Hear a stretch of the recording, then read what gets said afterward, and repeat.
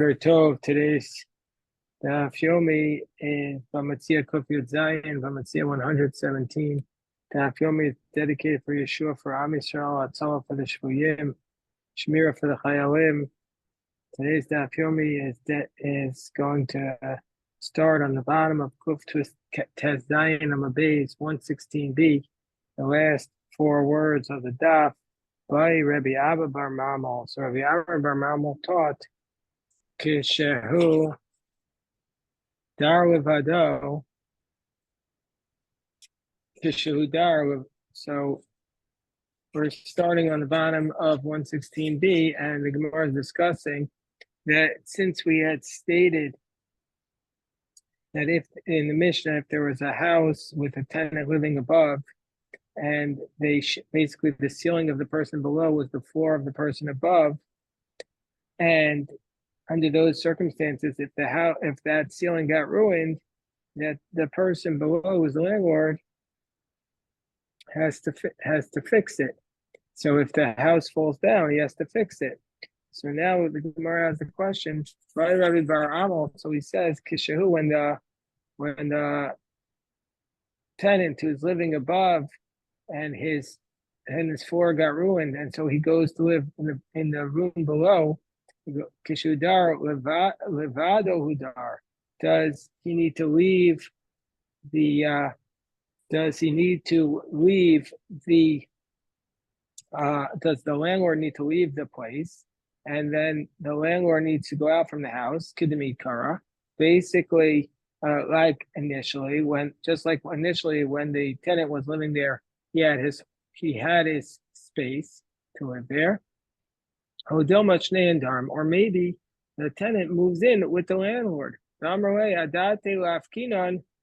Because he said, when I rented it to you, I didn't rent it to you on the condition that I have to leave. I rented it to you on the condition that I could still be here. So you can move down into my floor, but you'll move in with me. And imtim salomer, and the commentaries say whenever we say imtim salomer, we accept the second position, meaning say, yeah, the tenant can move down, but he moves in with the landlord. Imtim Tzolomar, if we're on the top of 117a, if you want to say Shneim Darimbo, that both of them will live in the same place, Kishayim Mishtamish, Derech Psachim Mishtamish, or Derech Gagim Mishtamish. When the person who had lived above, the tenant, when he gets to use the apartment below, does he get to come in through the same entrance, or does he have to continue to come in through the roof? Miyamar, do we say Kidimikara? Just like initially, Ma'ikara Derech Kagan, just like initially he only had access through the roof. Hashanami Derech Kagan, also now only through the roof. Odoma Matzi Amarway, Aliyah Kibel Alai, Aliyah Virida will Kibel Alai. Or maybe you could say, listen, I accepted it upon myself to go into the, one flight of steps. I didn't accept it upon myself to go up one flight and go down one flight of steps. So, and again, we say that we always accept the second approach. So we're 117a. 117a is 7 lines from the top, but we want to pause for a moment to wish Harold a mazel tov. Yeah, it became a new grandfather again, and each time it's just an unbelievable blessing to the world. And the baby is filled with just a tremendous potential to walk in the footsteps of his parents and his grandparents and his siblings and his aunts and uncles. And we have just so many brachos for this baby, and mazel tov to Harold and to Diana. So a big mazel tov. So now the Gemara is discussing landlord-tenant relations. So imtim tzolomar matzi amarle. So basically, again, where are we? That the tenant has the landlord's ceiling, which is the tenant's floor, has collapsed. So the tenant moves down, but he's now, we've said, does he have access through the landlord's entranceway, or does he have to go up into his house and then come down? And Gemara's assumption here, if we accept the commentaries, is that he can have access through the main house. And now we have the next one. Let's say it's a 3-story home. And Mahu, what will be the law there? Obviously, if the top story, the 3rd story got ruined, then the tenant could have the right to live in the 2nd story. Well, let's say Ifchas Tachtona Ma, let's say the middle floor got ruined. A mislak legamri Valiona. Can we say that we could put this person, the tenant, make him move from the second floor to the third floor? Me, Amrina, do we say the Amrle Shem Aliyah keep Alayach? Can the landlord say, listen, you were willing to live in a walk up, so you live in the third floor walk up, not just the second floor? Or Delmar, perhaps the tenant could say, maybe the tenant can claim, I accepted one flight, I didn't accept two flights. We leave the question unresolved. So now we had said in the Mishnah that if the floor collapses, that the Tanakama had said if the floor collapses, Tanakama says that the tenant can go down and live in the landlord's apartment. Whereas Rabbi Yossi comes along and says the tachton, the lower person, pays for the roof, the ceiling, and the top one pays for the plaster. Means the landlord has a responsibility to pay for the beams, and the tenant should pay for the plaster. So this is called, the beams are called the tikra. My tikra, Rabbi Yossi bar Chanina Amar Kinin v'Sanan. These are like reeds and basically like a mat of reeds. And then Ustini Amar, Ustini says, Rabbi Shimon ben Lakish, Levachem. So Ustini says in the name of Rish Lakish, Levachem. This is a floor that's made out of cedar beams. It's obviously this is the different practices. But the name Ustini is cause of a lot of discussion because, first of all, it's an unusual name. It doesn't appear elsewhere in the Babylonian Talmud. So that's the first problem. Who is this person? So the commentaries say that this is Ustine, and some say that that this was his name, and maybe it's like the name Justin. But the Aruch, the earliest dictionary in the Talmud, says that his name, that he has a different version of it, and he says that it doesn't say Ustini, but it says Vitina, that this is tar. It says that what is a ceiling, it is Kinim, Usinain, Utine, and tar. Because the Aruch does not want to say that his name was Satini, because the name Satini is like Satan. So he doesn't want to say that there's a rabbi named Satan. And so, but the Yerushalmi has this name. And so therefore it's clear that it was his name, but the Aruch doesn't want to say that there was a rabbi named Rabbi Satan. Okay, although I certainly have met some rabbis like that. Anyway, Hanu Beitrei Davu Diary. So there were these two people who were living Chati Lai Chati Tai. There was two people who were living. One was living above, the other one was living below. Ifrit Ma'aziva, and so the plaster in between the two floors of the apartment broke. Okay. Kimashimaya, whenever the guy on the top would wash his hands, it would trickle down below. I also lived in an apartment like that one time. Rav Chia bar Abba says it's the guy at top whose job it is to fix it. Rabbi Lai Mishim Rav Chia bar Yossi says it's the guy on below whose job is to stop the water from coming in. The way to remember that Rav Chia bar Yossi is the one who says that it's the person on whose job it is below, because his name is Bar Yossi, and Yossi is like Yosef, and it says Yosef went down to Egypt. So therefore, he says it's the bottom guy's responsibility. So the Gemara says, maybe this dispute where Rabbi Eli says it's the bottom guy and Rabbi Abba says the top guy, maybe that's the same dispute as Rabbi Yossi and the Rabbanan. In our Mishnah, remember in our Mishnah, Rabbi Yossi says that the top person has to pay for the plaster, and the Rabbanan say no, the bottom guy has to pay for the plaster. Maybe we say maybe and what's the theory behind it? The one who says, i.e., that the top guy has to fix it, which is also like Rabbi Yossi, that it's basically the guy who's doing the damage, that his responsibility is to distance himself from the one being damaged. Meaning, if you're going to pour the water, you got to make sure you move far away. No one says the bottom person, his job is to fix it. So Rav Chia bar Abba and the Rabbanan, they say no. They say it's the nizik's job. The person being damaged, he has to move himself away from the source. The Gemara says, do you really think that Rabbi Yossi Rabbanan Nizikin Pligi? Do you really think Rabbi Yossi and Rabbanan are arguing about whose job it is to distance himself from the damage? And that Rabbi Yossi says it's the Mazik's job, and the Rabbanan say it's a Nizik's. Right? But don't we say the opposite to Tanan, because we learned in the Mishnah earlier, and we're going to get to this in Bava Basra. You have to move a tree far 25 feet amos from a pit. And with a sycamore and a carob tree, 25, because the tree will destroy the pit, the roots. Whether the pit is above, or whether it is below the whether it's below or whether it's above. So whether the tree is smaller than the pit or it's higher. And hold on one second. Excuse me. Let's say the pit, imabor kadam. Let's say the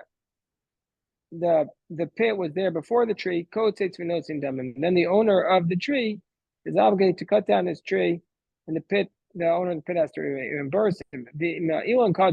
If the tree came before the pit, then the tree is not obligated to cut it off. Suffix zekadam, if we're not sure who came first, then the owner of the tree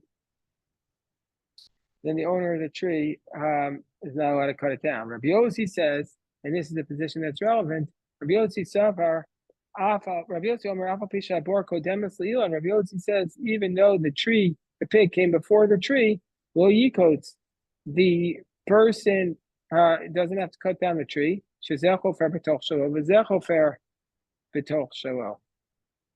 As each one's digging on his own, and this one's planting on his own. So basically, he says, we see from here that he's saying that it's the nizik's job to distance himself from the mazik. The guy who plants the tree should have to. It's his job to move it away. Not the guy who plants the tree, but the guy who has the pit there. It's his job to protect himself from the tree. So Amar Rabbi Yossi Savar on nizak archa katzasmo. Rabbi Yossi must be in the position that it's the nizik's job to distance himself.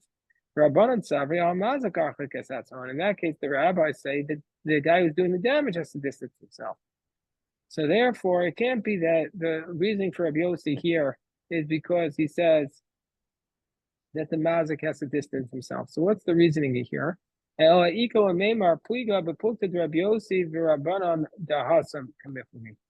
you want to say that, so if that's the case, if you want to say that Rabbi Chia and Rabbi Abba are arguing, they argue about the opinion of Rabbi Yossi, and that if you want to say that Rabbi Chia bar Abba and Rabbi Chia bar Abba says that the person above is responsible to fix the plaster, and Rabbi Eli says the person below. Now, what are they arguing? They're arguing about the dispute between Rabbi Yossi and Rabbanan da Hassam, a different place. Rabbi Yossi and they are arguing in the case of Rabbi Yossi and Rabbanan that we just said about the case of the tree. The Rabbi Yossi Rabbanan da Hacha b'mai pligi. So, what is the nature of the dispute between Rabbi Yossi and Rabbanan and our Mishnah, where Rabbanan say that the person below is responsible, and Rabbi Yossi says the person above is responsible to fix the plaster? So, what are they arguing about? They're arguing about the strength of the ceiling. Rabbanan Savri b'mazive achsuke tikrahu. Rabbanan say the purpose of the plaster is to strengthen the ceiling, and that's the lower person's responsibility. He says no. Rabbi Yossi Sefer, the point of the plaster is naziva shvuye gumosu. It's just to smooth down the ceiling to make it flat. Vashvuye gumos al elyon vashvuye. And the smoothing down of the indentations, that's the top person's responsibility. Gemara says, really, is that the case? Aini, is that the case? So the Gemara says, is it really the case that Rabbi Eli holds like Rabbi Yossi that the top person is not responsible to fix the plaster when the damage is coming from its water, because it's the Nizak's responsibility to distance himself. But then Rav Ashi say, when I went to Rav Kahana, he said, Moed Rabbi Yossi Begiri delay, that even Rabbi Yossi admitted that if the damager was straight from him, was his arrows directly, that you can't say that the Nizak has to move himself. So the Gemara says, yeah, what we're talking about here is the Paski Mayav Adar Nafli, that the water, he wasn't throwing the water onto the person below, the water was stopped, and then it dripped down. And so therefore, it's the Nizak's job to move away. So now we're up to the next Mishnah.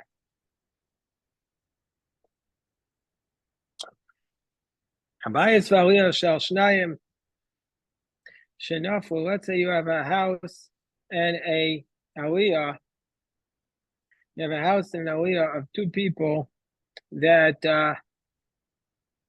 fell down. Basically, what's going on here is that there are two brothers and they inherited this property. One person got the bottom one and the other one got the top. And the house fell down. So Amar Baal Aliyah Baal Abayis live notes. So the person who lives above said to the owner of the house, build it. But the guy below doesn't want to build it yet. Right? Baal Aliyah Bonas Abayis. So then the person above can build the bottom floor. B'dar b'sof, and he can live in it until he pays him for his expensive, and then he'll go out from it and he'll build the upper one.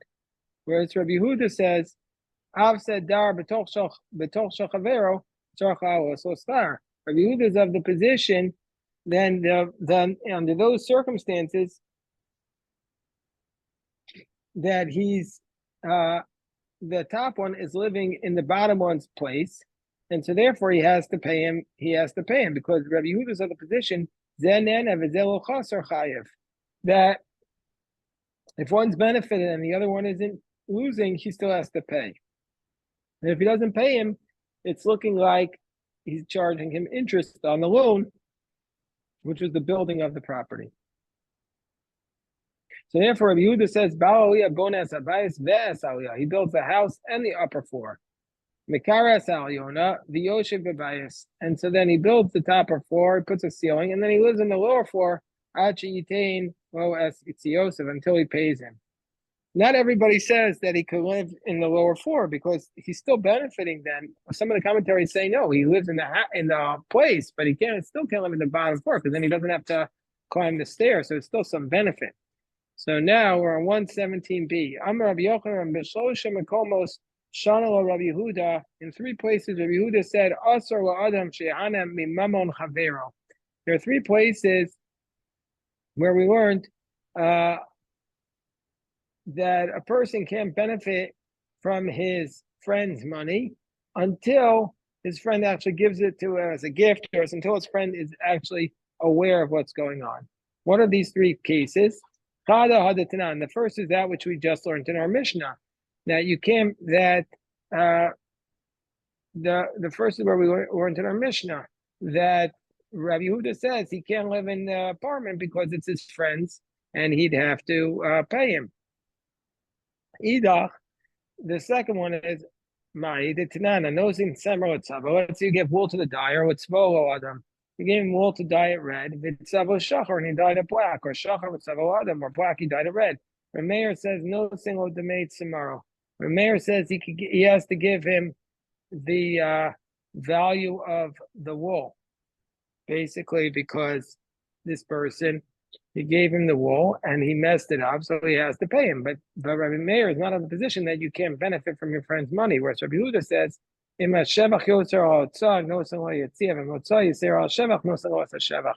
Yehuda says, no, that the dyer, that you have to give the dyer the limited amount of money. Basically, you have to give him either whatever is less of either the expenses or the improvement. So he said you have to pay the person. And then the third approach is the idach ma'i. What's the third approach? The tanan. Misha par miktas tovo, somebody who paid a portion of his debt, and now the other person, let's say, lent him $100, and the contract for that you owe me $100, but you pay, let's say, 30. So how is he going to remember how much he paid? And they don't want to draw up a new contract. They don't want to get the lawyers involved to draw a new contract. So what they do is they give it to a third party. So the they give the contract to a third party. And then he says, if I don't give you the money by, let's say, July 1st, then then give him his contract. And let's say the time arrived and he didn't give it. Rabbi Yossi says, Rabbi Yossi says he has to give him the money. Rabbi Yehuda says, Lo yitain. Rabbi Yehuda says you don't have to give the money to the lender, because if he's going to give it, then the lender is benefiting from this person's money improperly. So we see from here 3 places that you're not, Rabbi Yehuda taught you can't benefit from the person's money. So the Gemara says, Amai. These 3 cases are totally different. Dilma Adkan, you can't extrapolate one principle. Dilma Adkan will come Rabbi Yehuda. Maybe Rabbi Yehuda only says his principle here, Misham Ika Shechararuso, because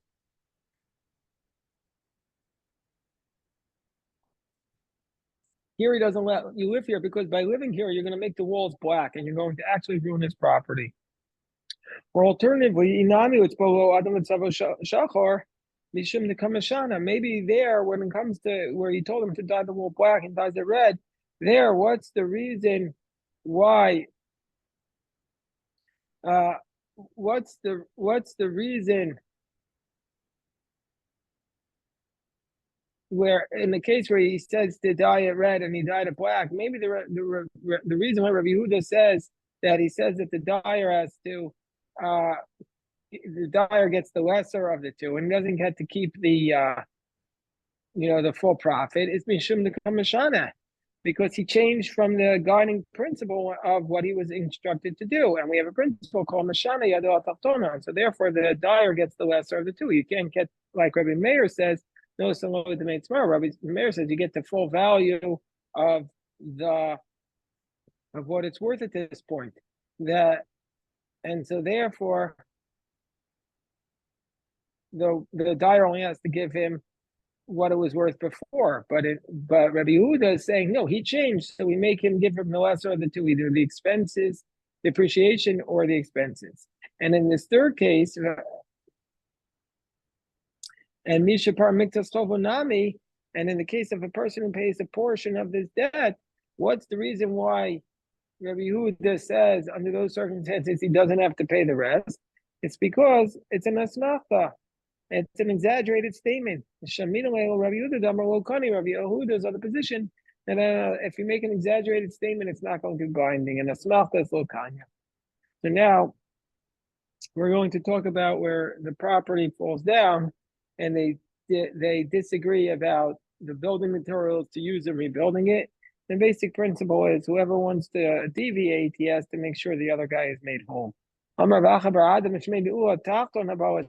say the guy below wants to change the building material, and if he wants to use big veal, shomalo. If he wants to use a wider stone below, which is worse for the guy below, it's more expensive, and it provides more support above, then he's allowed to shomalo. But gazis, but if he wants to use the narrower one, in shomalo, because that's worse for the guy above.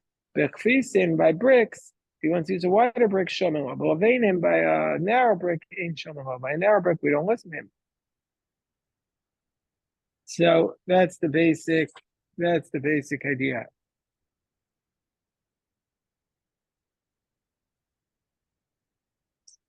Also a sachek baraz, and let's say he wants to use a stronger wood for the ceiling, then we listen to him. The shekamim, a thinner wood, in shomalo, we don't listen to him.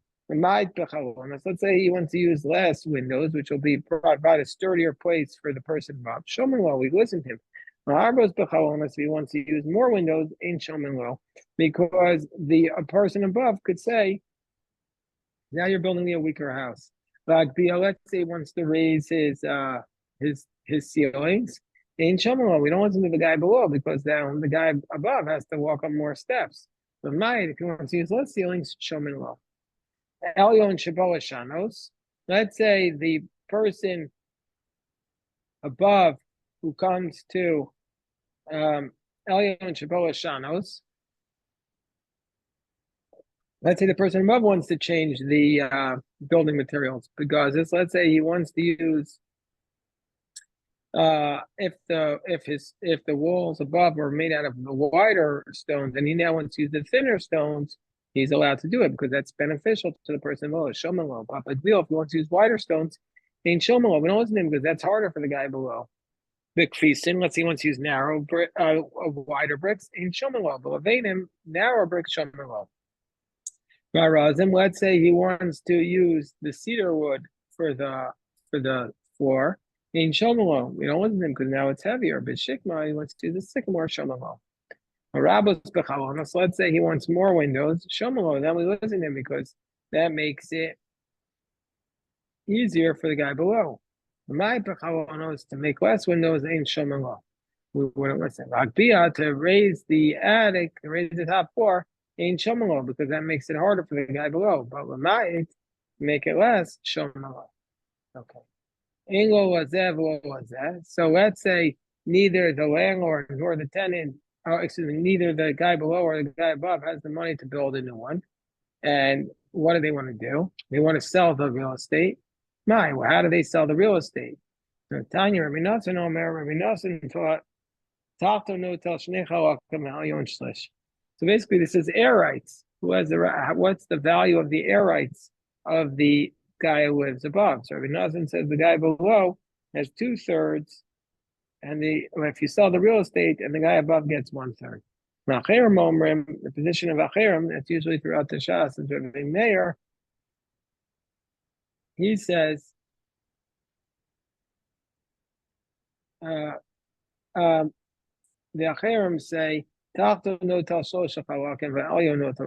bottom guy takes 3/4, and the top takes 1/4. Amar Rabba Nikot Rabbi Nosson biyadach. Hold Rabbi Nosson's position in your hand. The Dainahu v'nachos l'umkadadina, because Rabbi Nosson is a judge. We know that Rabbi Nosson was not just a judge. The Gemara we had earlier said that Rabbi Nosson was one of the authors of the Mishnah with Rabbi Yehuda Nasi. Remember, we had this earlier in Bava Metzia, that Rabbi Nosson he wrote the Mishnah with Rabbi Yehuda Nasi. He's also called the Dayan, and we follow his position because he would go down to the Umkudadina. He really went down to the depths of the matter, and so therefore the law is like him. And Kosavar and Rabbi Nosson's position was 2/3, and he says tilta. He says that the house loses 1/3 of the real estate to the guy above. And what's the reason? It's because if you have an upper story, the house is going to just have a shorter lifespan by 1/3. And so therefore he says you lose its value by 1/3. Hilkoch islay tilta. So therefore the owner of the attic is entitled to 1/3 of the real estate. Okay, so we'll stop here the recording and pick up the Mishnah tomorrow. If anybody has any questions, happy to address.